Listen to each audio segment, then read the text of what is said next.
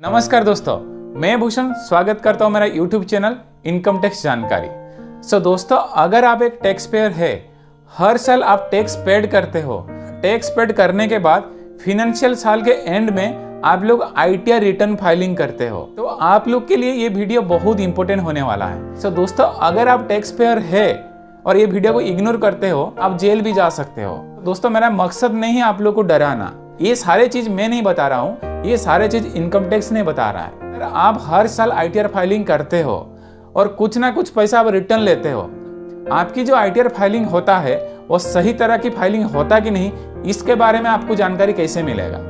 इस वीडियो को अगर लास्ट तक देखते हो तो बेसिक जानकारी मैं आप लोग को दे दूंगा। उस जानकारी जब आपको मिल जाएगा, उसके बाद खुद ही पता कर लोगे कि आपके साथ अभी तक कोई धोखाधड़ी तो नहीं हुआ।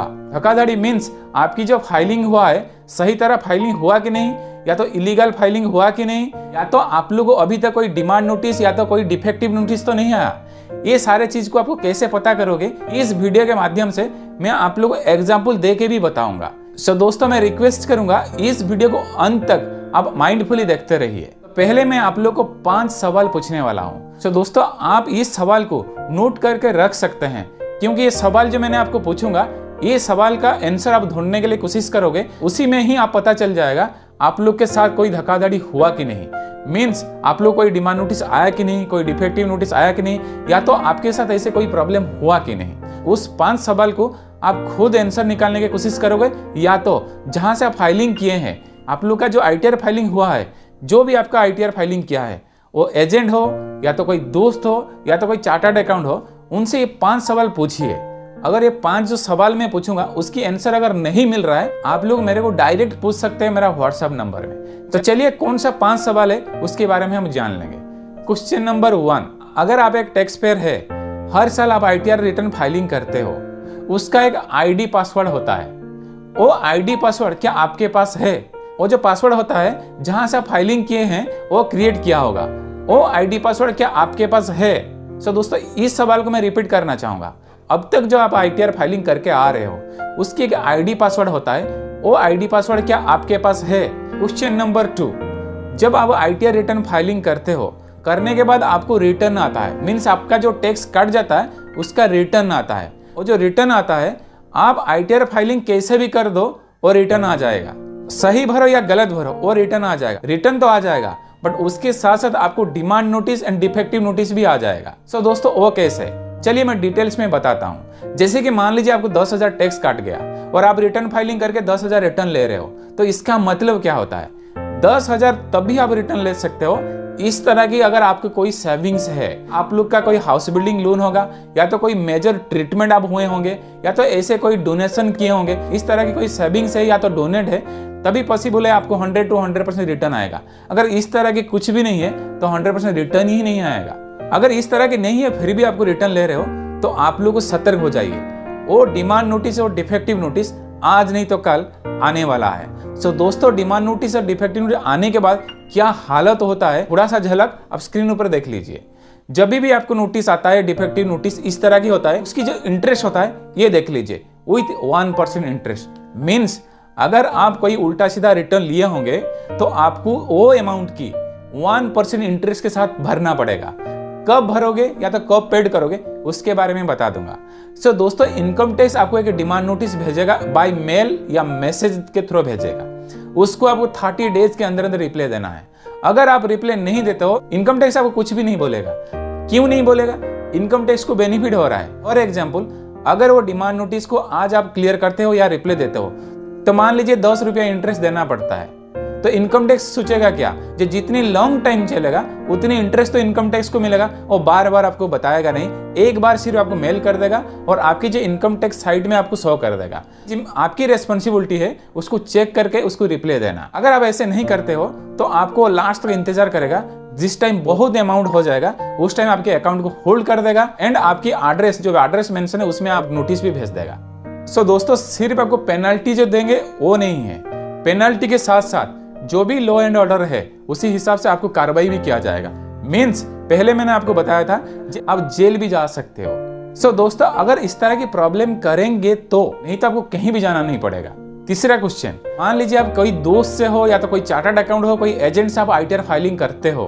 आईटीआर जब फाइलिंग करते हो ना, आप उसको एक फॉर्म 16 देते हो। फॉर्म 16 देने के बाद और 2 ऑप्शन होता है इनकम टैक्स साइट में, एक 26AS और एक AIS-TIS, जो कि AIS-TIS ये पहले नहीं था, लास्ट 2 ईयर से है। AIS-TIS का फुल फॉर्म आप स्क्रीन पे देख सकते हो। तो क्या होता है, जैसे कि फॉर्म 16 आप देते हो, फॉर्म 16 26AS और जो TIS AIS इसको टाली करना पड़ता है। इसमें कोई भी एक मिसमैच होता है तो उसके लिए करना क्या पड़ता है, उसके कैलकुलेशन करना पड़ता है। जब कैलकुलेशन होगा उस टाइम अगर मिसमैच होता है तो आपको जो 12 महीने का जो पेमेंट मिला है, जो भी एक्स्ट्रा अलाउंस मिला है, उसको भी निकाल के ये 5 को टाली करना पड़ता है। टाली करने के बाद एक कैलकुलेशन निकलता है, उसी हिसाब से फाइलिंग होता है। ये जो कैलकुलेशन मैं बता रहा हूँ, ये कैलकुलेशन के हिसाब से जो भी अंडर सेक्शन है, पर जो भी सेक्शन है उसी सेक्शन के वाइज आप फाइलिंग करना है। जैसे कि मैं एक एग्जांपल देना चाहूंगा, पैरामिलिट्री जो मिलिट्री का क्या होता है, चिल्ड्रन एजुकेशन अलाउंस मिलता है, यानी जो बच्चा पढ़ाई करता है उसकी अलाउंस मिलता है। इनकम टैक्स क्या बोल रहा है, आपको कितने भी अलाउंस मिल जाए उससे कोई मतलब नहीं है। एक बच्चा का अगर 30,000 50,000 जो भी मिलता है, आप इनकम टैक्स आपको कितने रुपया छूट देगा, एक बच्चा का 1200 रुपया, एक बच्चा का 1200 रुपया और 2 बच्चा का आप दिखा सकते हो, यानी अगर आप 2 बच्चा है तो 2600 रुपया छूट मिलेगा। बट आज की डेट में क्या करते हैं, मान लीजिए आपको 2 बच्चा का 50,000 मिल गया, 50,000 वहां पे मेंशन कर देते हैं, ये गलत है। अगर ऐसे करते हो तभी आपको डिमांड नोटिस आने वाला है। उसके साथ साथ आपकी अगर हाउस बिल्डिंग लोन नहीं है, एजुकेशन लोन नहीं है, मेडिकल नहीं है, नहीं होने के बावजूद भी आपको पैसा रिटर्न करने के चक्कर में ये सब डाल देते हैं। उसके साथ साथ डोनेशन का भी डाल देते हैं। अगर इस तरह की कोई डालते होंगे तब भी आपको डिमांड नोटिस आने वाला है। तो दोस्तों मैं सीरियसली आप लोगों को बताना चाहूंगा, ये जो लास्ट 2 ईयर्स है ना, हमारा जो इनकम टैक्स को कौन हैंडल कर रहा है, इन्फोसिस, जो दुनिया का माना सुना सॉफ्टवेयर कंपनी है। इनकम टैक्स को पूरी हैंडल इन्फोसिस ने कर रहा है। अगर आप छोटा मोटा कोई भी गलती करते हो तो इन्फोसिस ने आपको पक्का डिमांड नोटिस भेजेगा। और आपको डिमांड नोटिस आया कि नहीं आया कैसे पता चलेगा, अगर आपके पास आईडी पासवर्ड है या तो आपको थोड़ा सा जानकारी है कैसे ओपन करके वो सेक्शन को आप जाके चेक करोगे। तो दोस्तों डरने का कोई जरूरत नहीं, पहले 5 क्वेश्चन सुन लीजिए, उसकी आंसर अगर आपको नहीं मिलता है, क्या क्या करना है क्या क्या नहीं करना है, कैसे कैसे उसको आप चेक करोगे, सारे चीज मैं आपको गाइड करूंगा। मैं आप लोगों को मेरा व्हाट्सअप नंबर दे दूंगा, आप मेरे को चैटिंग करके आपकी प्रॉब्लम बता सकते हो, उसकी सॉल्यूशन क्या होगा मैं आप लोगों को बता दूंगा। तो दोस्तों ये था 3rd क्वेश्चन। चौथा क्वेश्चन हम जानने के लिए कोशिश करेंगे। सो दोस्तों जब भी आप आईटीआर फाइलिंग करते हो ना, वहां पे जो प्रोफाइल आपकी है वो प्रोफाइल में आपकी डाटा होना चाहिए, आपकी मोबाइल नंबर, आपकी ईमेल आईडी, आपकी बैंक डिटेल्स, सारे कुछ आपके होना चाहिए। अभी तक आप चेक किए हैं क्या वो सारे डाटा किसका है, आपका या तो जहां से आप फाइलिंग करते हैं उनका। बेसिकली होता क्या है, क्यों मैं ये सवाल पूछ रहा हूं, जब भी हम लोग देखते हैं ये जो डाटा में क्या करते हैं, जैसे कि मान लीजिए मैं एक एजेंट हूं या तो मैं कोई चार्टर्ड अकाउंट हूं, मैं आपकी आईटीआर फाइलिंग करता हूं, तो मैं क्या करता हूं, आपसे पैसा लेने के चक्कर में मैं चाहता हूं आप मेरा एक परमानेंट कस्टमर बन गए तो आप मेरे को छोड़ के कहीं ना जाएं। तो इसीलिए मैं क्या करता हूं, वो प्रोफाइल में मेरा डाटा सारे कुछ मैं डाल देता हूं। डालने के बाद मैं फाइलिंग करता हूं, क्योंकि अगर मेरा डाटा रहेगा तो आपसे ओटीपी भी जरूरत नहीं, मैं ऐसे ही फाइलिंग कर दूंगा। अगर ओटीपी भी लेता है तो वहां पे 2 ऑप्शन आता है, एक सेकेंडरी होता है, एक प्राइमरी होता है। तो दोनों डाटा डालना पड़ता है, एक में उनके डाटा डाला होगा, दूसरे में आपके डाटा डाला होगा। तो उसमें क्या कि आपको ओटीपी लगा, ओटीपी लेके आपका फाइलिंग करता होगा। तो इस तरह की आपको चेक करना चाहिए, अगर चेक नहीं किए हैं तो आप चेक कर लीजिए। ये था चौथा सवाल। 5वां सवाल मैं आपको बताना चाहूंगा, जब भी आप आईटीआर फाइलिंग करते हैं कोई एक बैंक अकाउंट देते हैं, वो बैंक अकाउंट का प्री वैलिडेट करवा लीजिए। प्री वैलिडेट मीन्स अगर आप कहीं भी जाते हो, लीजिए आप एक ही जगह पर पोस्टिंग है, कुछ साल के बाद दूसरे जगह पर चला जाओगे, मीन्स आपका बैंक ब्रांच चेंज हो जाएगा तो ऑटोमेटिक वहां अपडेट हो जाएगा। ये तो एक फायदा है। दूसरी चीज क्या है, आपके साथ कोई धोखाधड़ी नहीं कर सकता, मतलब आपकी अकाउंट के आसानी से वहां पे कोई चेंज नहीं कर सकता है अगर आप प्री वैलिडेट करके रखेंगे तो। सो दोस्तों ये था 5 सवाल आप लोग के लिए। वीडियो थोड़ा बड़ा हो रहा है बट बहुत इंपॉर्टेंट आप लोग के लिए। ये जो 5 सवाल है, ये 5 सवाल का नोट कीजिए और उसकी आंसर ढूंढने के लिए कोशिश कीजिए। अगर ये सवाल आप लोग को नहीं मिल रहा है तो आप लोग डेंजर जोन में है, मीन्स आपके साथ इन फ्यूचर में कुछ भी हो सकता है। सो दोस्तों मैं आप लोगों को डरा नहीं रहा हूँ, जो इनकम टैक्स बोल रहा है उनकी बात मैं आप लोगों के पास पहुंचाने के लिए कोशिश कर रहा हूँ। तो दोस्तों इनकम टैक्स के रिगार्डिंग में बहुत सारे वीडियो पोस्ट करने वाला हूँ, क्योंकि दोस्तों आज की डेट में आप कोई भी सेक्टर में जॉब करते हो, स्पेशली अगर आप पैरामिलिट्री मिलिट्री में हो तो आप लोग बहुत मेहनत करते हो। हर कोई एम्प्लॉइज मेहनत करता है, चाहे प्राइवेट हो गवर्नमेंट हो, तो आप लोग बहुत मेहनत करते हो। उस मेहनत की जो पैसा अगर फालतू आपको चला जाए, उसके साथ साथ आपके साथ लॉ एंड ऑर्डर के हिसाब से कार्रवाई हो जाए, तो आप ऐसे ही टेंशन में आ जाओगे। 2 लॉस है आपके पास, एक तो फाइनेंशियल लॉस है, दूसरा है मेंटली फिजिकली लॉस। जो 5 क्वेश्चन मैंने पूछा, अगर आंसर नहीं मिल रहा है तो आप ये जो व्हाट्सएप नंबर देख रहे हैं आप कांटेक्ट कर सकते हो।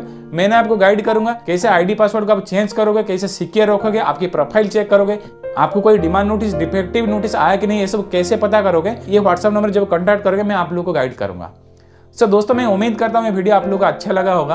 अगर अच्छा लगा है तो लाइक कर दीजिए, अच्छा नहीं लगा तो डिसलाइक कर सकते हैं। और मैंने आपको रिक्वेस्ट करना चाहूंगा, आप जितने भी आपके रिलेटिव में एम्प्लॉइज है या तो जो भी टैक्स पेड करता है, तो इस वीडियो को काइंडली उनके पास शेयर कर दीजिए, ताकि ये सारे चीज के बारे में उसको पता चल जाए, वो सतर्क रह सके। तो दोस्तों, इस वीडियो में इतना ही, फिर नया आगे वीडियो मिलेंगे। नमस्कार, जय हिंद।